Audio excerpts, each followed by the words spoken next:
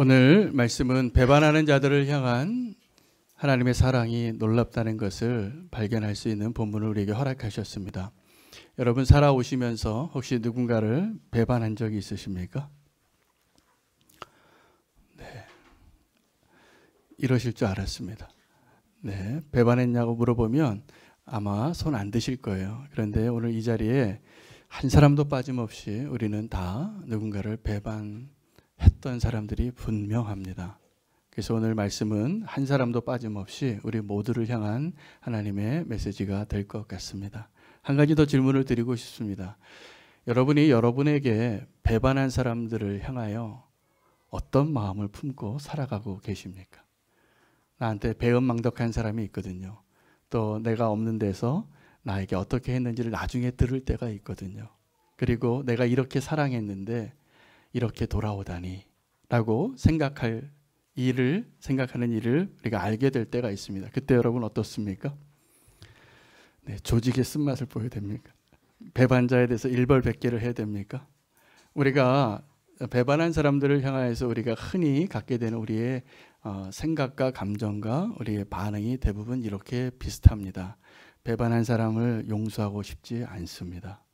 근데 놀랍게도 하나님은 그 배반한 자들을 향한 사랑으로 우리를 배반하는 자가 아니라 하나님을 향하여 충성하는 자로 빚어가고 계신다는 사실입니다.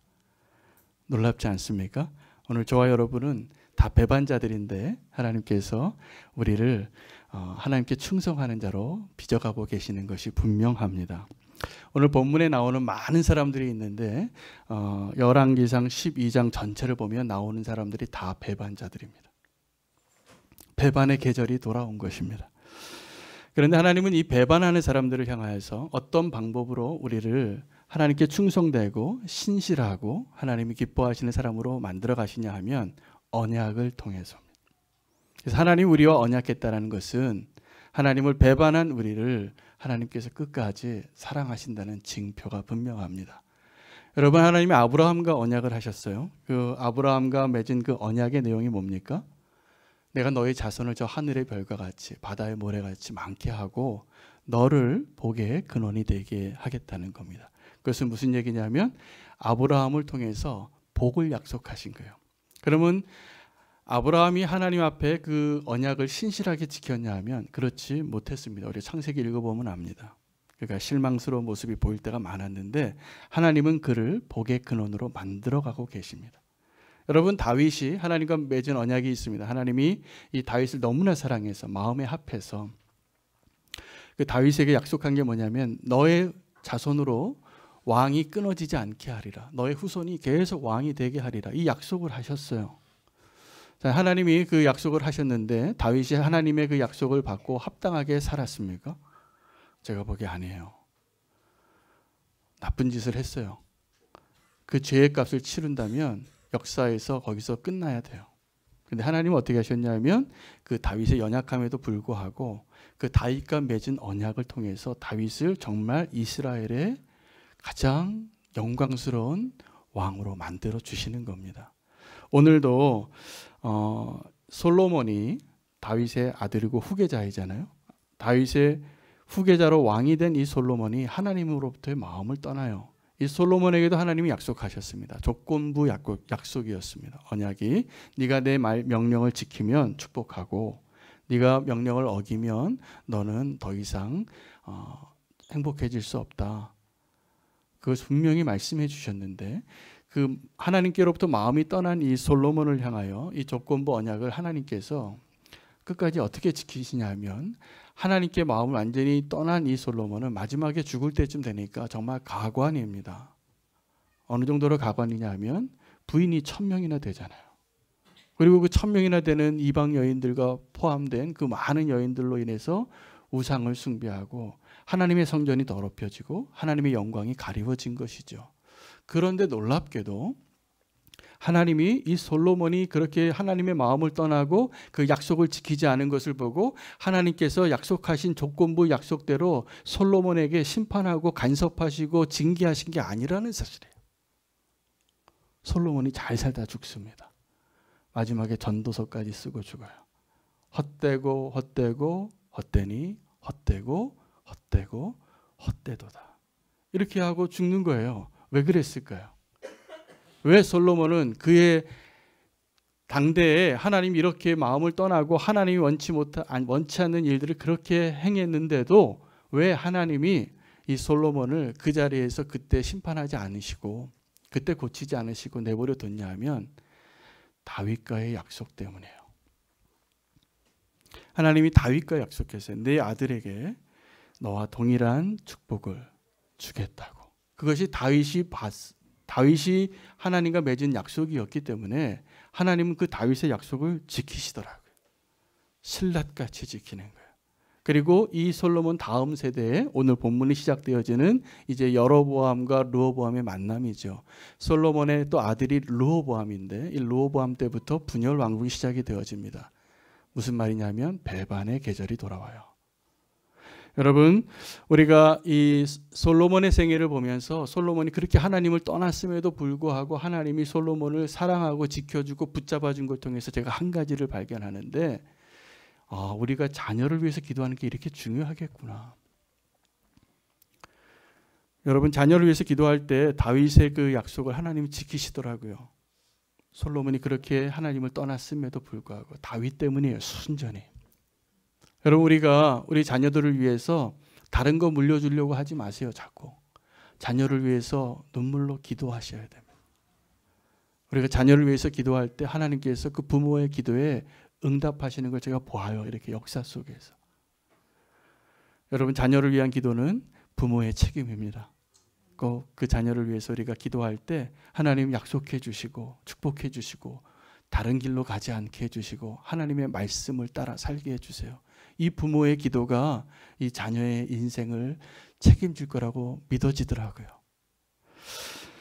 그렇게 솔로몬은 편안하게 죽었는데 솔로몬에게 하나님이 이제 약속하신 조건부 약속이 이루어지는 일들이 시작하는 겁니다. 그래서 솔로몬의 아들이 르호보암인데 이 르호보암이 태어나기도 전에 왕이 되기도 전에 이 솔로몬 시대 때 한 야권 인사가 있었습니다. 여로보암이라는 사람입니다. 근데 여로보암이 이미 솔로몬이 실정을 하니까 하나님의 길을 떠나니까 하나님이 선지자 한 명을 보내셨어요. 아히야라는 선지자를 보내서 아히야의 새 옷을 입고 가서 이 여로보암 앞에서 옷을 찢습니다. 12조각을 내고 10개는 너가 가져라. 그리고 2개는 내가 다윗을 위하여 남겨놓은 내 눈앞에 꺼지지 않는 등불이 되게 하기 위해서 남겨놓겠다. 이렇게 예언을 하고 선지자를 통해서 기름 붓습니다. 무슨 말이죠? 아직 야권 인사인데 아직 왕이 될 족보도 아니고 그런데 여로보암에게 하나님이 아히야라는 선지자를 보내서 왕으로 세웠다는 거예요. 솔로몬이 그를 가만 놔둘 수 없으니까 이 여로보암이 애굽으로 도망갑니다. 언제 다시 돌아왔을까요? 솔로몬이 죽고 돌아온 겁니다. 그러니까 솔로몬이 죽고 왕이 된 사람은 르호보암인데 이미 기름 부음 받은 야권 대권 주자가 나타난 거죠. 그 이름이 누구라고요? 여로보암입니다. 그래서 여로보암과 이 르호보암이 만나는데 이 여로보암에게 하나님이 축복해 주세요. 뭐라고 축복하시냐면 너는 내 마음대로 원하는 대로 다스리되 내가 명령한 일에 순종하라. 다윗과 같이 행하면 내 집이 견고하리라. 너로 말미암아 다윗의 집을 괴롭히겠지만 너와는 내가 영원히 언약하지 않겠다라고 약속하셨어요. 그러니까 여로보암의 사명은 뭐였냐면 하나님의 도구예요. 이 솔로몬의 가문이죠. 이 다윗의 가문을 하나님이 세우기 위하여 하나님의 도구로 기름 부은 사람이 여로보암이었습니다. 백성들이 여로보암이 돌아오니까 새롭게 세워진 르호보암 왕에게 찾아갑니다. 누구를 앞세웠냐면 여로보암을 앞세웁니다. 그 여로보암과 함께 백성들이 가서 뭐라고 얘기했냐면 다른 거 요구한 게 아니에요. 우리가 지금 이 멍에가 너무 무거우니까 이 멍에를 좀 가볍게 해주세요 라는 것이었습니다. 새롭게 왕이 된 르호보암은 이 문제 앞에서 이제 숙제가 된 것이죠. 그리고 금방 답을 못합니다. 답을 못하고 이렇게 얘기했어요. 3일 뒤에 다시 오라. 내가 너에게 답을 하겠다. 근데 르호보암은 이 3일 후에 자기가 말한 그 말이 자기의 인생을 이렇게 바꾸게 될 줄은 몰랐을 겁니다. 그 3일 동안 무슨 일이 일어났는가를 오늘 우리가 먼저 주목해 봐야 합니다. 우리에게도 인생의 중요한 결정 앞에서 이 3일이 중요해요. 이 3일 동안 우리가 고민하고 또 누군가에게 질문하고 자문을 받고 중요한 결정을 할 때 이 시간이 꼭 필요하게 되는 것 같습니다. 이 시간은 우리에게 기도하는 시간이 되어야 합니다. 기도하는 시간이 되어야 합니다. 어떤 일, 중요한 일일수록 성급히 결정하지 마시기를 바랍니다. 기도하고 결정하시길 바랍니다. 다윗은 그가 광야에서 사울 왕에게 쫓길 때나 왕이 되어서 이방 국가들과 싸울 때에는 항상 했던 게 있습니다. 하나님께 묻는 거였어요. 하나님께, 하나님 이 블레셋을 지금 추격할까요? 이 전쟁을 지금 할까요? 그럼 하나님이 응답해 주시는 거예요. 올라가라, 이번엔 올라가지 마라. 그래서 주님이 가라고 하면 가고 가지 말라고 하면 가지 않는 것이죠. 저는 지난 한 해를 목회하면서 제가 이 다윗의 은혜를 경험했습니다. 제가 목회 계획을 해서 제 계획과 지혜로 한 게 아니었더라고요. 그냥 하나님이 기도할 때마다 감동을 주시고 이 일을 하라고 했을 때 했을 뿐이에요. 그리고 하지 말라, 아직은 때가 아니다라고 말씀하신 것은 안 했어요. 근데 1년을 지나고 보니까 정말 하나님이 정확하게 인도하신 것이더라. 그래서 너무나 감사하게 된 것을 감사할 제목이 많아지는 것을 알게 됐습니다. 저에게도 하나의 교훈이 또 생겼는데, 앞으로도 우리는 교회는 주님께 묻고 가야 되겠구나. 주님께 묻고 가야 되겠구나. 주님이 가라고 할 때 가고 가지 말라고 할 때 멈추면 될 것 같습니다. 근데 더 중요한 것은 누구에게 묻느냐가 중요합니다. 이 르호보암이 첫 번째 누구에게 물었냐면 나이 많은 사람들에게 묻습니다. 그 사람들은 다 솔로몬 아버지와 함께 나라를 다스려 본 사람들이죠. 지혜가 많은 사람들입니다. 저는 우리는 교회에 이 성도님들 가운데 어른이 계셔서 참 너무 든든해요. 장로님들이 그렇게 그러한 역할을 너무나 잘해주고 계세요. 또 이 르호보암이 또 한 번 물은 대상이 있는데 자기와 함께 자랐던 친구들에게 묻습니다. 어린 소년이라고 기록합니다. 이 사람들은 경험은 없어요. 그러나 열정은 있어요. 뭐든지 더 하려고 했을 겁니다. 저는 우리는 교회가 정말 아름다운 교회로 세워지려면 이 나이 많은 경험과 또 젊음의 열정이 함께 어우러질 때 주님이 아름답게 세워주실 거라 믿습니다. 그런데 이 르호보암이 누구의 말을 들었냐 하면 이 나이 많은 어른이 이야기한 거는 이제 왕이 됐으니 왕은 이 백성을 섬기는 왕이 되십시오 라고 말합니다. 정답이죠. 이 말을 들었어야 했습니다. 백성을 섬기는 왕이 되십시오. 이 정답이 분명히 들려졌는데 르호보암 왕은 누구의 말을 듣냐면 자기 친구들이 이렇게 얘기했거든요. 야, 이제 네가 왕이 됐으니 세게 나가야 돼. 제가 어떤 신혼 부부들이 결혼할 때 이 기세를 잡는 충고를 듣는 이야기를 여러 듣습니다. 그 부인은 자기 친구들한테 먼저 결혼한 친구들은 이런 얘기를 듣는 거예요. 남편을 이때 확 잡아야 된다고.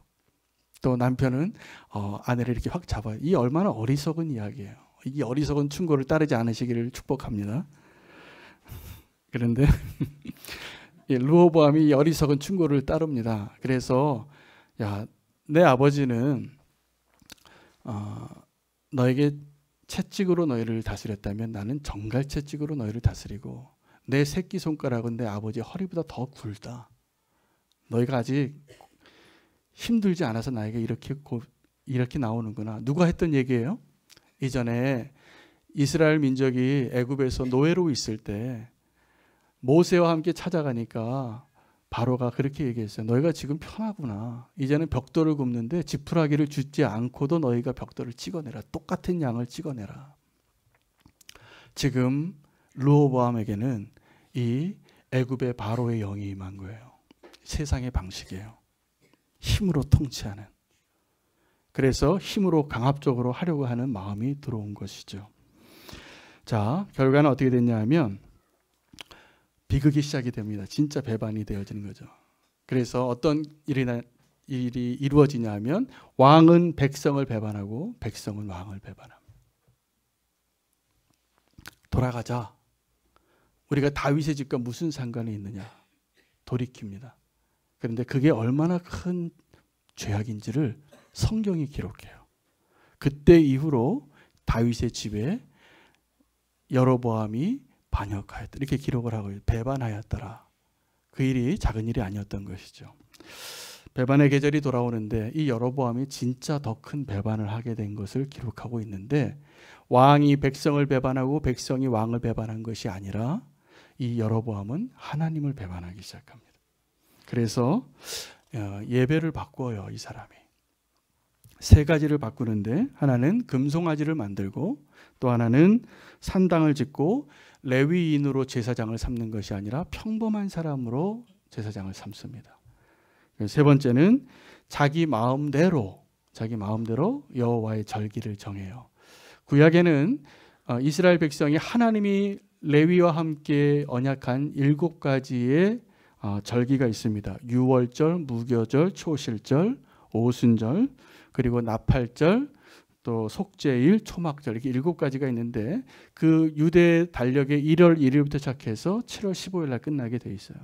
근데 이거 다 지나고 이거 지키지 말라고 하고 8월 15일에 자기가 정한 새로운 절기를 지키게 한 겁니다. 이 북이스라엘인데 이 여로보암이 땅이 어디서부터냐 하면 베델부터 단까지입니다. 그리고 이 두 곳에 성소를 만들고 제단을 만들고 예루살렘으로 돌아가지 못하게 합니다. 돌아가지 못하게 하고 이제 예루살렘으로 가지 마라. 여기서 예배하라. 내가 더 확실하게 보여주는 하나님의 형상도 보여줄게. 금송아지가 있어요. 여러분 이 금송아지는요. 제가 보니까 한 사람의 지도자의 잘못된 욕구와 결정으로 되어지는 게 아닙니다. 우리 안에 있는 금송아지는 항상 보면 합작품이에요. 잘못된 지도자와 잘못된 백성의 합작품입니다. 그렇더라고요. 모세가 시내산에 올라가니까 백성들이 아론에게 간구하는 거예요. 저 사람은 하나님께 올라갔는데 어떻게 됐는지 우리가 알 수 없고 우리를 위하여 하나님을 보여달라. 그래서 금송아지를 만든 게 아론이에요. 여로보암이 왜 금송아지를 만들었냐 하면 하나님께 나아갈까 봐. 자, 이 성경에는 이 여로보암이 왜 금송아지를 만들었는가를 이렇게 이야기하고 있습니다. 그의 마음 안에 두려움이 나타난 거예요. 어떤 두려움이냐면 이 백성들이 이제 나를 버릴까 봐. 다 예루살렘으로 돌아갈까 봐. 정확하게 이 여로보암의 마음이 사울의 마음하고 똑같습니다. 여로보암 왕과 사울 왕의 공통점이 있다면 예배에 실패한 왕입니다. 예배에 실패한 왕입니다. 그래서 나라를 다스리는데 나라의 그 리더십을 발휘하는 데 있어서 하나님의 세우신 왕이 하나님을 버리는 것은 아무렇지도 않게 생각하게 되더라고요. 무엇을 위해서요? 백성들을 잃을까 봐. 여러분 제가 한번 질문해 볼게요. 주변 가운데 어떤 사람이 충성되고 어떤 사람이 반역을 할까? 알 수 있습니까? 여러분 하나님을 배반하는 사람이 자기의 자아가 너무 강한 사람입니까? 아니면 자기가 너무 연약한 사람입니까? 어느 쪽인 것 같아요? 누가 하나님 배반하는 것 같아요? 네, 우리는 흔히 믿음이 너무 약해서 하나님 배반하는 것 같지만 천만의 말씀입니다. 내 자아가 강한 사람이 배반합니다. 연약해 보이지만 끝에 내 자아가 강한 사람은 결국 하나님을 배반해요. 오늘 저와 여러분이 하나님 앞에 배반하는 자가 아니라 정말 하나님 앞에 충성하는 자가 되기를 원하신다면 우리가 한 가지 처리해야 될 게 있어요. 내 자아예요. 내 자아가 살아있으면 하나님이 안 보이고 백성이 보입니다. 그리고 백성이 떠날까 봐 하나님을 버리는 건 아무것도 아닌 것 같이 생각이 드는 거예요. 오늘 우리에게 하나님의 은혜가 있기를 원합니다. 이 여로보암의 죄가 굉장히 심각한 죄예요. 이 배반의 계절이 다가와서 왕이 백성을 버린 죄 큰 죄지요. 잘못한 결정. 우리가 지도자를 위해서 기도해야 될 이유가 이겁니다. 하나님이 권세를 주시고 권위를 허락하셔서 왕의 자리에 섰는데 이 왕이 백성을 버리면 어떡해요? 백성은 어떻게 살라고? 배반한 거죠. 근데 이 백성이 왕을 배반하는 것도 큰 죄예요. 그런 일이 우리 가운데 일어나지 않는 것이 더 축복인 것이에요. 요즘 우리는 배반의 계절에 살고 있잖아요. 이것이 굉장히 우리에게 있어서 기도 제목인 것이 분명합니다. 저는 우리가 이 배반의 계절에서 하나님의 뜻을 분명히 들을 수 있기를 축복합니다. 이 여로보암이 우상 숭배를 가리키는데, 여러분, 우상 숭배에는 두 가지 종류가 있더라고요. 하나는 하나님을 알지 못해서 우상을 숭배하는 사람들이 있습니다. 저 땅끝에 정글의 쿤타킨테족이나 이리안자나 정말 하나님에 대한 소식을 전혀 듣지 못한 사람들이 우상 숭배할 수 있어요. 왜냐하면 그 사람들의 마음에는 하나님께서 하나님의 흔적을 남겨놓으셨기 때문에요. 그래서 누구라도 알지 못하는 신에게라도 예배하고 싶은 거예요. 그것이 없으면 우리가 불안하니까, 살 수 없으니까, 행복하지 못하니까 하나님을 희미하게라도 알고 이 나무를 향해서 절하는 사람도 있고, 산을 향해서 전하는 사람도 있고, 태양을 향해서 전하는 사람도 있겠죠. 이거 분명히 우상 숭배입니다. 그런데 그들은 우리가 그들에게 진짜 하나님을 보여줘서 하나님의 자녀로 삼아야 될 선교의 대상이에요. 돈 리차드슨이라는 선교사가 화해의 아이라는 책을 썼습니다. 그 책에는 돈 리차드슨 선교사님이 이리안자에서 선교하는데 그 섬 마을에는 배반하는 게 미덕이에요. 그래서 성경을 가르쳤는데, 성경을 쭉 가르쳐주는 이야기로, 스토리텔링으로 듣다가 사람들이 가장 흥미롭게 듣는 이야기를 발견했는데, 이 가룟 유다가 예수님을 배반하는 장면이에요.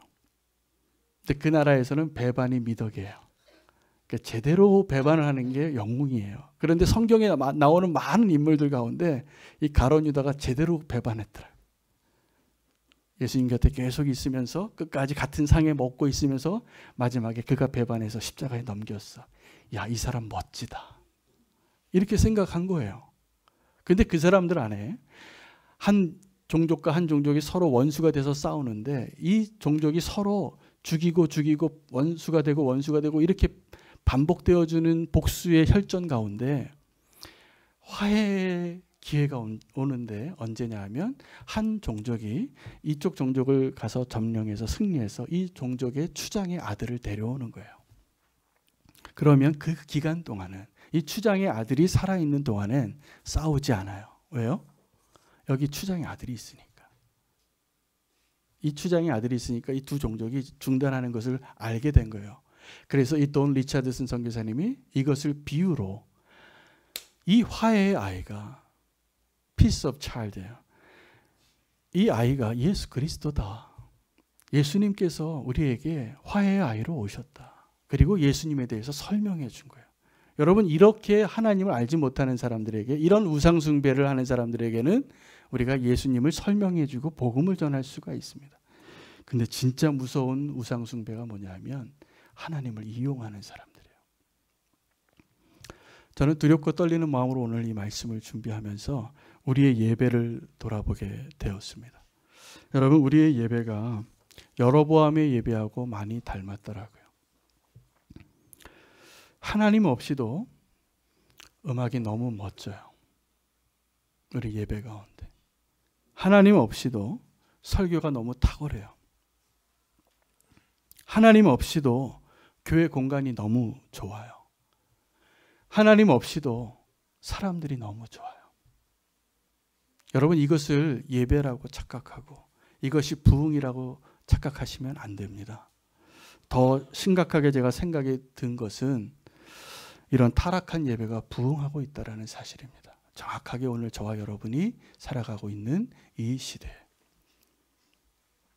여러분, 우리는 다시 하나님이 원하시는 예배의 자리로 회복되어야 합니다. 어쩌면 우리가 지금 정말 하나님께로 나아가는 것을 가로막는 여로보암일 수 있어요. 저는 새벽 예배를 오늘 이 자리에 드릴 때, 새벽 예배에 이렇게 좀 많은 분들이 나오시면 좋겠는데 다 집이 머셔요.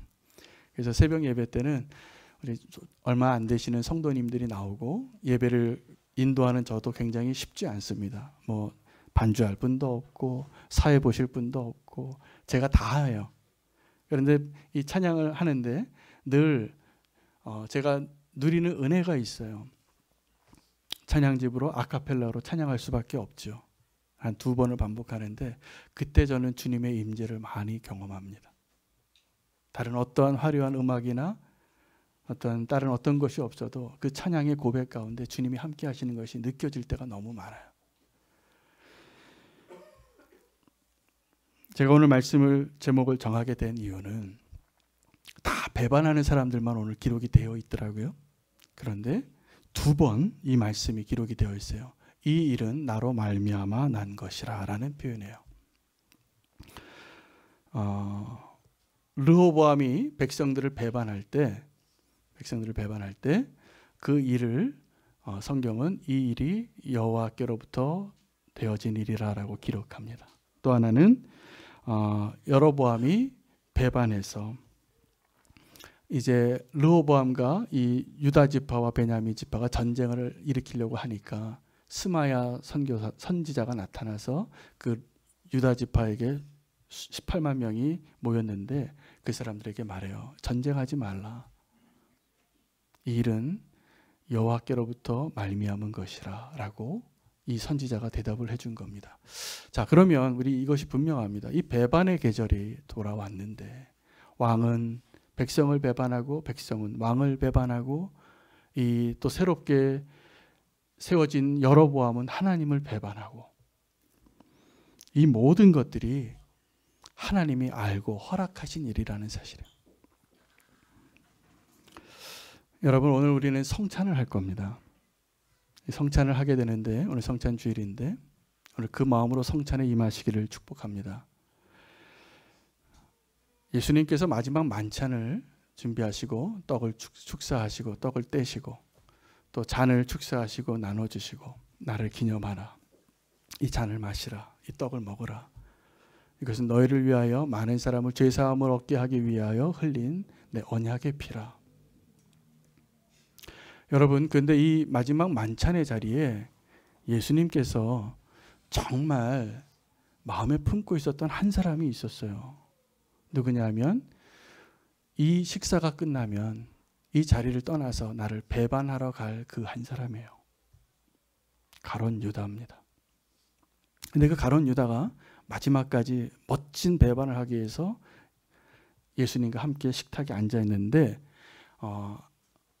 그 자리에서 예수님이 이렇게 이야기하셨어요. 너희 중에서 한 사람이 나를 팔리라. 자, 우리는 이런 이야기를 들으면 두 가지 제자들이 보였던 반응하고 똑같은 반응을 보이게 됩니다. 첫째는 이거예요. 주님, 나는 아니지요. 나는 아니죠. 아마 이 자리에 있는 저와 여러분이 다 그렇게 예수님에게 말할 겁니다. 주님, 나는 아니죠. 더 놀라운 것은 나는 아니지요라고 가룟 유다도 말했을 거라는 사실이에요. 가룟 유다도. 또 하나는 그 배반자를 향하여 우리는 심판의 칼을 내가 휘두르기를 원해요. 심판의 칼을 내가 휘두르기를 원해요. 만약에 그날 그 자리에 예수님이 누가 배반자인 줄 알았다면 가룟 유다는 그 자리를 살아서 못 따라갔을 거예요. 왜냐하면 예수님이 바로 전에 뭐라고 얘기하셨냐면 이제는 어둠의 때요 그들의 권세가 됐으니 이제 너희는 전대를 사고 배낭을 준비하고 칼을 사라 라고 말씀하셨거든요. 제가 어저께 밑사람 모임을 하면서 이 누가복음 22장 본문을 가지고 묵상하고 말씀 기도를 나눌 때 이 본문으로 제가 말씀을 전했습니다. 여러분, 예수님께서 이 십자가를 앞에 두고 마지막 성찬을 앞두고 검을 사라라고 말씀하신 이유는 왜 그랬을까? 내가 전부 다 여쭤봤더니 다 이렇게 대답을 하시더라고요. 이제는 악한 세대가 됐으니 깨어서 대비하고 이전에는 칼도 필요 없고 전대도 필요 없고 신발도 필요 없지만 이제는 그거 다 준비하고 마지막 환란의 때를 대비해야 된다라고 대답을 하셨어요. 다. 근데 그게 사실이 아니에요. 성경을 정확하게 읽어야 됩니다. 그 다음 절에 예수님께서 뭐라고 말씀하시냐면 아니다. 이는 인자가 강도의 한 부류로 취급받기 위하여 그 언약이 성취되기 위해서 너희는 이제 칼을 사라 라고 말씀하신 거예요. 많은 그리스도인들이 마지막 때에 칼을 휘두르는 모습을 봅니다. 안타깝습니다. 예수님은 십자가로 향하면서도 왜 칼을 사라고 했냐면 심지어는 베드로는 칼을 휘둘러요. 말고의 귀를 자르지 않습니까? 그리고 예수님은 그 말고의 길을 고치시면서 이것까지 참으라라고 말씀하시는 거예요. 예수님이 칼을 차라고 말씀하신 이유는 단 한 가지 목적이었어요. 오해받으려고. 내가 강도의 한 무리가 되려고. 그래서 나중에 가룟 유다가 몽둥이 들고 칼 들고 왔을 때 내가 그 체포되는 이후에 합당한 저 범죄자 같이 보이게 하려고, 그 예언이 성취되어지게 하려고 칼을 사라고 하신 거예요. 여러분, 예수 그리스도를 따르는 자는 절대로 칼을 휘두르면 안 됩니다. 예수님이 칼을 휘두르려면 벌써 휘둘렀어요. 그게 아니에요. 사실은 예수님은 자기를 배반한 자들을 향하여 끝까지 사랑하시려고 그 오해와 그 모욕과 그 모든 질고를 지고 십자가를 가기 위해서 검을 사라고 한 겁니다. 오늘 우리는 그 예수님의 사랑을 덧입고 오늘 이렇게 예배하는 자리에 나와 있는 한 사람이에요. 그런데 우리가 가짜 예배 드리면 되겠습니까? 가짜 예배는 딴 게 아니라요, 예수님 없이도 은혜롭고 예수님 없이도 감동을 받고 십자가 없이도 행복하다고 말할 수 있는 게 가짜 예배예요. 그게 다 여로보암이 준비했던 예배예요. 짝퉁 예배예요. 저는 요즘 교회가 너무 어려운 때를 사니까 성도님들이 자꾸 이 예배를 쇼핑 다니시더라고요. 저는 그렇게라도 은혜를 받으시면 참 좋겠는데 안타까워요. 사실은 제가 목회자로서. 여러분, 우리는 은혜 받기 위해서 말씀 듣는 자가 아니에요. 하나님의 말씀을 듣고 내가 변화되어지고 십자가의 능력으로 예수 그리스도의 증인으로 살라고 주님께서 오늘도 말씀하시는 거잖아요.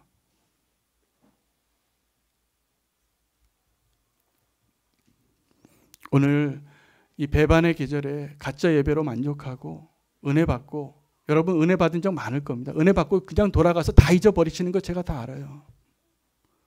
정말 진짜 은혜는 뭐냐면 그 말씀이 내 심령에 찔려서 내 삶이 바뀌고 이제 정말 예수 그리스도를 닮아가는 자로 한 걸음씩 올라가는 게 진짜 은혜예요. 고통스럽죠. 그런데 사람들이 들으려고 하지 않아요. 자꾸 칼을 휘두르려고 해요.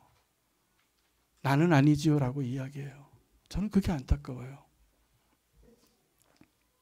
오늘 그 하나님의 음성을 꼭 들을 수 있는 귀가 열리기를 축복합니다. 이것이 정말 은혜입니다. 아직 들리잖아요. 아직 그때가 안 됐잖아요. 오늘 주님께서 저와 여러분이 다 배반한 자인 것을 아시며도 우리를 충성된 자로 만들고 계신다는 사실입니다. 이게 사랑이더라고요. 오늘 저와 여러분에게 한 가지 사명이 있다면 이 말씀을 듣고 원수를 사랑하는 겁니다. 원수를 사랑하십시오. 내가 내 원수를 향하여 복수를 하고 칼을 휘두르고 나와 의견이 다르다고 그 사람들을 미워하고 배척하고 떠나고, 이거는 하나님 원하시는 게 아니에요. 그러려면 이 자리에 지금 예배 드릴 수 있는 기회를 얻을 수 있는 사람 한 명도 없습니다. 주님은 우리의 배반에도 불구하고 우리를 오늘 주의 백성으로 부르셨어요. 충성된 자로 삼으시려는 것입니다. 배반의 계절이 돌아왔지만 우리가 진정한 예배를 드릴 수 있는 그 은혜 가운데 서시기를 축복합니다. 하나님이 우리를 그렇게 만들어가고 계시는 것이 보입니다. 오늘 그 변화가, 그 삶의 변화가 저와 여러분 가운데 증거로 남아지기를 축복합니다. 기도하겠습니다. 사랑의 주님, 나는 아니지요 라고 말하고 싶은 우리의 거짓된 양심을 회복시켜 주시옵소서. 주님, 정직하게 주님 앞에 서게 하시고 나 같은 배반한 자를 주님께서 아직도 기다리시고 돌아오기를 기다리시는 아버지의 그 놀라운 사랑 안에 그 사랑을 경험하게 하시고, 하나님, 우리가 가짜의 예배에 취하지 않기를 원합니다. 베델과 단으로 올라가는 것이 아니라 정말 예루살렘을 향하게 하여 주시옵소서. 하나님, 우리가 여로보암의 죄 동일한 모습으로 가짜 예배에 취하여 하나님 없이도 행복하고 하나님 없이도 은혜 받고 있습니다. 주님, 오직 예수 그리스도의 십자가 외에는 우리가 다른 어떤 것도 바라보지 않게 해 주시옵소서. 주님만을 기대하겠습니다. 주님, 이 배반자들을 품어 주시옵소서. 원수를 사랑할 수 있는 힘을 주시옵소서. 예수 그리스도의 이름으로 기도합니다.